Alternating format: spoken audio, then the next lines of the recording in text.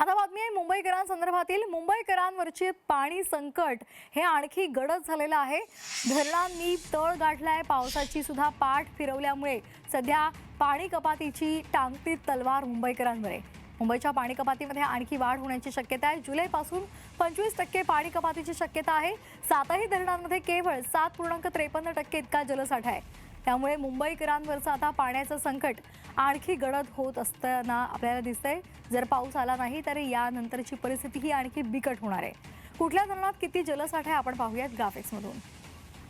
अपर वैतरणामध्ये पाणीच नाहीये, 0% पाणीसाठा आहे.